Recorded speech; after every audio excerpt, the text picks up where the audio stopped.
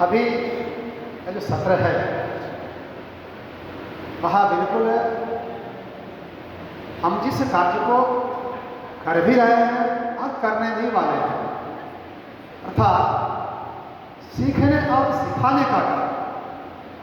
कोई आचार्य या कोई भी टीचर किसी को पढ़ा नहीं सकता। यह पहली सवाल है। हम किसी को पढ़ा दें, इस तरह का अभिमान आपके अंदर है तो उसको निकाल दें। हम सीखते भी हैं और सिखाते हैं, बस इतना ही काम है। स्वयं सीखते हैं और सामने जो हमारे सामने विद्यार्थी रहता है इसको सिखा दें। तो अधिगम सीखने का एक पर्यायवाची शब्द है। सीखने का पर्यायवाची शब्द अधिगम है, जिसको इंग्लिश में लर्निंग कहा है। अर्थात हम जब किसी चीज़ों को सीखते हैं या सिखाने का प्रयास करते हैं, उसके अंतर्गत जितनी प्रक्रियाएं होती हैं उसी पर आज हम सब चर्चा करने वाले हैं। एक दूसरे से जानेंगे, समझेंगे। अर्थात हम आज लर्निंग प्रोसेस पर बातचीत करने वाले हैं। किस कंडीशन में हम यह काम करते हैं या हमारे सामने जो विद्यार्थी रहता है वो करता है, सीखता है, क्या क्या चाहिए उसको सीखता है, किस प्रकार के अपने कारणों का उपयोग करता है, किन किन कारणों से सीखता है, इसी पर चर्चा करते हैं। स्लाइड थोड़ा सा आगे बढ़ाते हैं। यह ऐसे भी हो सकता था बिना स्लाइड का, लेकिन इस स्लाइड से आप उन चीज़ों को देख सकते हैं आसानी से और बातें अधिक समझ में आ जाएगी।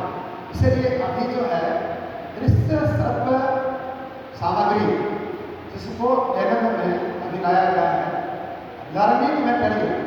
पहले हम सब इसमें से बीएड किए हैं, डीएलएड किए हैं, उसमें जब लेसन प्लान की बात आती थी तो हम TLM लिखते थे, टीचिंग लर्निंग मटेरियल लिखते थे। लेकिन जब से यह NEP आई है, राष्ट्रीय शिक्षा नीति, उसमें लोगों का कहना है अब पाठ्यक्रम को आगे बढ़ाने के लिए, इसी विषय वस्तु को आगे बढ़ाने के लिए जिन जिन चीज़ों का उपयोग हम करते हैं वह सारी चीज़ें लर्निंग मटेरियल के नाम से जानी जाए। अर्थात अब इसका शॉर्टकट करते हैं, वह LM लिखा है। क्या लिखा जाएगा? LM लिखा है। LM में एक दृश्य श्रव्य सामग्री भी लिखते हैं और ये फिजिकल मटेरियल इतने नहीं। इसलिए इसका उपयोग आवश्यक है हमें किसी ऐसी जाएगा।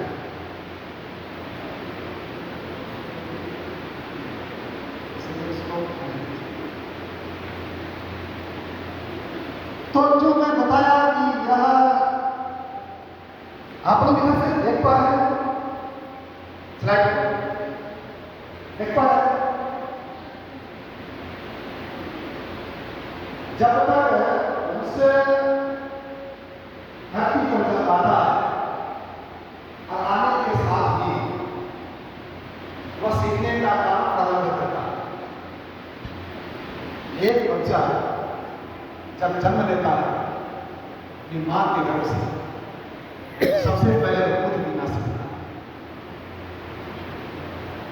अर्थात जब से हम धरती पर आए हैं तब से लेकर के और जब तक इस धरती पर रहेंगे, यह जो लर्निंग प्रोसेस है यह चलते रहे, यह प्रक्रिया हमेशा चलते रहे।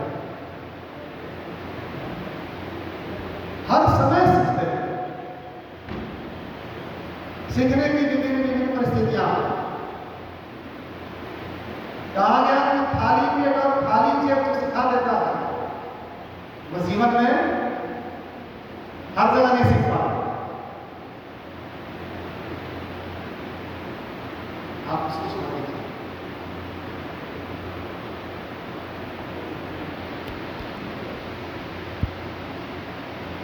और उसके बाद जो मैं देखा कि वह एक मनुष्य जो है वो माता के गर्भ से ही सीखता है ना। इसका उदाहरण बहुत सा बार बार हम लोग आता है, इसी में सीख गया वो चक्रव्यूह देखने कला। तो सीखने का जो क्रम है वह गर्भ से ही प्रारंभ हो जाता है। उसके बाद आप पीछे जा सकते।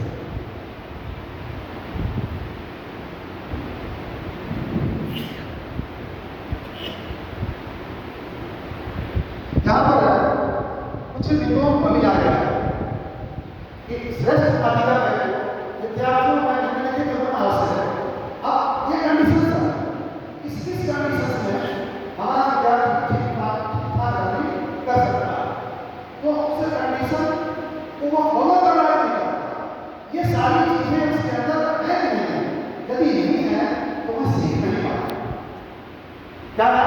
वो जिज्ञासा है, संयम है, एकाग्रता है, विनयशीलता, तत्परता, प्रसन्नता, सूचिता, निस्वार्थता, आत्मविश्वास, निरहंकारता, ज्ञान प्रमाणता और गुरु प्रमाणता। ये 12 जो चीजें हैं यह एक सीखने वाले व्यक्ति के अंदर होना ही चाहिए। इसके अभाव में वह सीख नहीं पाए। एक किसान खेत में बीज कब डालता है? जब खेत की पूरी तैयारी करता है तब। अर्थात इस बीज को बढ़ने के लिए वह इसके लिए अनुकूलित वातावरण तैयार करता है। इसमें बीज हम डालेंगे तो स्वतः बीज आगे बढ़ेगा।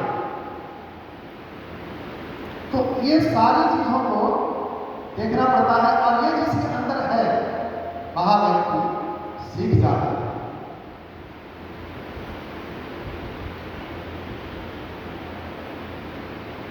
सीखने का स्थान अर्थात वो कहाँ सीखता है। एक विद्यार्थी सीखता है तो कहाँ सीखता है? तो सीखने के लिए उसका परिवार, उसकी कक्षाएं, मंच है और मैदान। कल्पना करेंगे इन्हीं सभी जगहों पर कुछ ना कुछ सीखता है। या तो वह अपने परिवार में सीखता है, परिवार का परिवार के वातावरण का प्रभाव बच्चों पर बहुत ज़्यादा पड़ता है। बहुत सारी चीज़ों को वहाँ से सीखकर आता है आपके पास। इसके बाद उनके कक्षा का मतलब साथ अर्थात उसके व्यक्ति उनसे भी सीखता है। और मंच की बात है, वह किसी विषय पर जब अपना परफॉर्मेंस देता है, किसी चीज का अभिनय करता है, उस चीजों को मन से आगे बताता है, वहां भी वह सीखता है। और फिर खेल के मैदान में भी सीखता है। 4 जगहों पर सीखने के लिए ये 4 जगह बड़ा मुख्य जगह है। इसमें कहीं सिनेमा और मोबाइल का नाम नहीं है ना, जो आजकल खूब चल रहा है।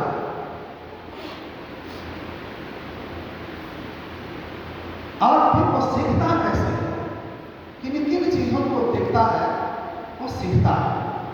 तो सबसे पहले वो अवलोकन करता है, ऑब्जर्वेशन करता है। हम आचार्य के नाते जब कक्षा में जाते हैं, हमारा विद्यार्थी पहले हम ही को देखता है, मेरा ही ऑब्जर्वेशन करता है कि हमारे आचार्य या हमारी दीदी जी आदि कैसे हैं और ये लोग ये दीदी चलती कैसे है, किस प्रकार से बात करती है। सब चीजों का नकल हुआ करता है। आप लिखते कैसे हैं बोर्ड पर, उसका भी नकल करता है। अर्थात आप जितने हाव भाव हैं सबका वह नकल करने का प्रयास करता है। इसलिए कहा गया है कि हम एक आचार्य के नाते, एक शिक्षक के नाते जब भी हम वर्गों में जाएं तो मेरी जो आदतें हैं, मेरा जो स्वभाव है, वह उनके सामने जैसा रहेगा